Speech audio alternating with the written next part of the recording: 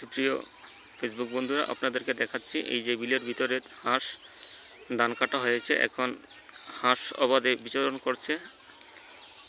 বৃষ্টির কিছু পানি জমেছিল, সেই জমা পানিতেই এখন হাঁস বিলের ভিতরে চর কটা বিলের ভিতরে রয়েছে, তারা খাচ্ছে। আপনাদেরকে দেখাচ্ছি দেশীয় হাঁসগুলো বৈকালিক বেলায় সন্ধ্যার পূর্ব নাগাদ তারা হয়তো মালিক যার যার ঘরে তারা চলে যাবে।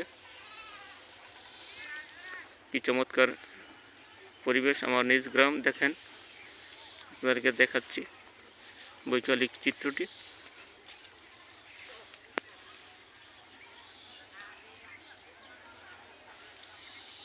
কি চমৎকার